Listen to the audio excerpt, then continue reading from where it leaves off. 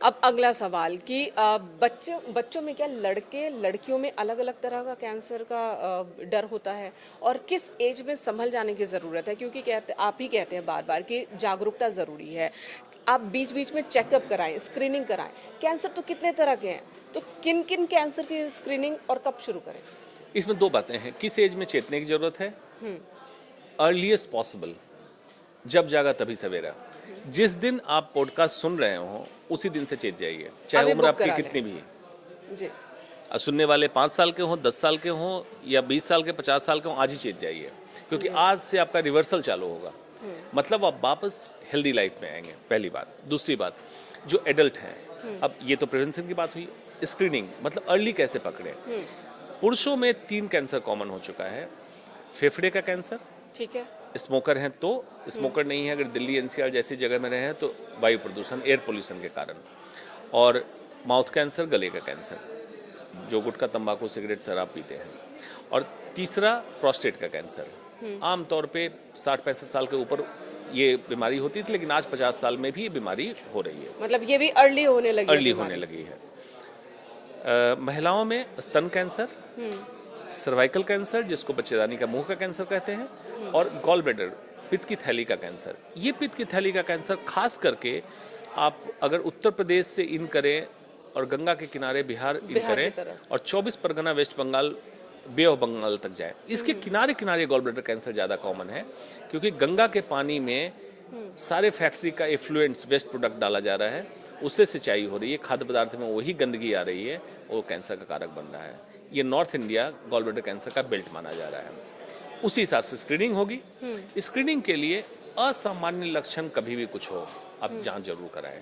असामान्य लक्षण का मतलब क्या है कि जो आपके दिनचर्या में नहीं हो रहा था, इंडाइजेशन, एसिडिटी, खाने में दिक्कत, आवाज़ में बदलाव, एबनॉर्मल ब्लीडिंग जैसे रक्तस्राव का होना, मेंस्ट्रुअल साइकिल का लाभे कभी हो जाए, संपर्क के समय हो जाए तो जांच कराएं।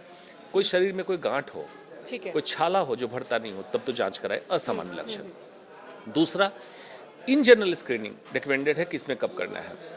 हर महिला को 40 साल से ऊपर ब्रेस्ट कैंसर की स्क्रीनिंग करानी है, या तो मेमोग्राफी से या सोनोग्राफी से, या कभी कभी डॉक्टर बताएंगे एमआरआई से। ठीक है। स्तन कैंसर, कोई कंप्लीट पैकेज भी हो है क्या, या आने वाले भविष्य में हो सकता है क्या? देखिए कंप्लीट पैकेज इसलिए संभव नहीं है कि जेंडर के हिसाब तरीके से, अलग-अलग हैं। जेंडर के हिसाब से और उम्र के हिसाब से स्क्रीनिंग होती है। ऐसा नहीं कह सकते हैं कि एक जांच कुछ कर दो पूरे शरीर का, मेल हो फीमेल हो, सब में कैंसर डिटेक्ट हो जाए, ऐसा नहीं होता है।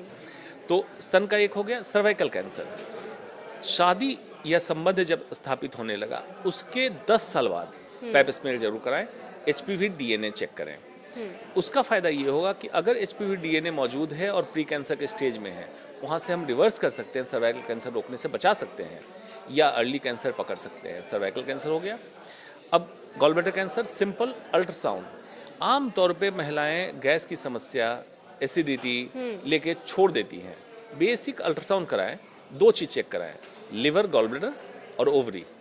ठीक है। अगर ये ठीक है तो आपको डिस्पेप्सिया मतलब ये इंडाइजेशन की तकलीफ सिंपल होगी, दवा ले लें।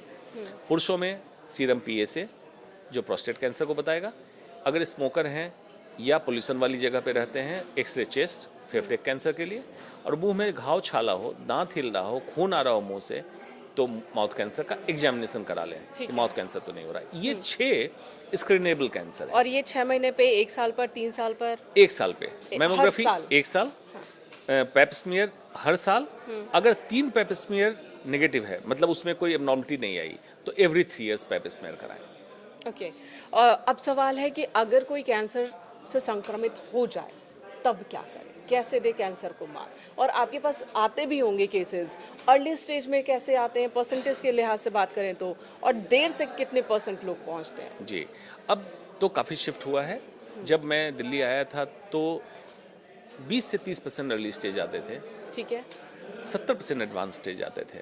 अब लगभग 60% अर्ली स्टेज आ रहे हैं, 40% अभी भी एडवांस स्टेज आ रहे हैं। और वो एडवांस स्टेज खास करके सुदूर स्टेट वगैरह। या गांव से आ रहे हैं। तो सबसे पहले कैंसर में डिक्टम ये है, एक्सेप्ट योर इलनेस। कैंसर हो गया, इसको एक्सेप्ट करो। आम तौर पे लोग डिनायल मूड में रहते हैं कि नहीं ऐसा नहीं हो मुझे सकता, नहीं हो सकता। नहीं हो सकता है। उसके चक्कर में कभी बाबा थेरेपी में अटक जाते हैं, अल्टरनेटिव ढूंढते हैं, कोई बाबा भगवाधारी के पास चले जाओ कैंसर का इलाज हो जाएगा। ऐसा नहीं है। एक्सेप्ट करें और उसको लड़ने के लिए साहसी कदम उठा के आप साथ लें। डॉक्टर से ट्रांसपेरेंटली बात करें, क्या बीमारी है, क्या इलाज होना चाहिए, और डॉक्टर आपको जब बताता है ट्रस्ट करें उस पर। सेकेंड ओपिनियन जरूर लें, जरूरी है सेकेंड ओपिनियन, कि हो सकता है कहीं सही चीज़ नहीं बताई जा रही हो। उसके बाद as per stage, as per disease, किस अंग का कैंसर है, कौन सा स्टेज है, उसके हिसाब से ट्रीटमेंट डिसाइड होगा। ट्रीटमेंट आमतौर पे 3 हेडिंग में है: ऑपरेशन, कीमोथेरेपी जो दवाई बोलते हैं, रेडिएशन थेरेपी रेज के साथ। इसी का कॉम्बिनेशन डॉक्टर आपको बताएगा कि पहले सर्जरी होनी है, पहले कीमोथेरेपी होनी है, फिर वो सर्जरी होनी डिपेंड करता है कि किस स्टेज है, पे किस है, स्टेज पे और किस अंग का कैंसर। किस अंग का है। बहुत महंगा भी है कैंसर के इलाज की बात की जाए तो। क्या ऐसा मुमकिन है कि इंजेक्शन, जैसे सर्विकल कैंसर के लिए अभी भी इंजेक्शन है, योजना भी आ गई है कि 10 से ऊपर जो बच्चियां हैं उनको सर्विकल कैंसर का वैक्सीनेट किया जाए, क्या दूसरे कैंसर का भी वैक्सीनेशन मुमकिन है? जी, सर्विकल कैंसर का वैक्सीन आ गया, ह्यूमन पेपिलोमा वायरस के खिलाफ वैक्सीन तैयार किया गया, और इस पर तो बजट में इंक्लूड भी कर दिया गया कि इसको लगाया जाए बच्चियों को 9 से 12 साल में। दूसरा है हेपेटाइटिस बी, एक जॉन्डिस का प्रकार है जिससे लिवर कैंसर होता है बाद में। तो हेपेटाइटिस बी का वैक्सीन अवेलेबल है, जिसको अगर लगाएंगे तो हेपेटाइटिस बी नहीं होगा, कैंसर से बचेंगे। ये तो 2 एस्टेब्लिश वैक्सीन है। दूसरे वैक्सीन पर रिसर्च चल रहा है जिसमें प्रोस्टेट कैंसर है, मेलानोमा है। एक अभी रिसर्च आया है थेरेपेटिक वैक्सीन, कैंसर हो जाए तो कौन सा वैक्सीन दें कि इस कैंसर को खत्म करे और साथ में दोबारा रिलैप्स ना होने दे। तो ये एक अच्छी पहल हुई थेरेपेटिक वैक्सीन पे। और कितना महंगा है ये?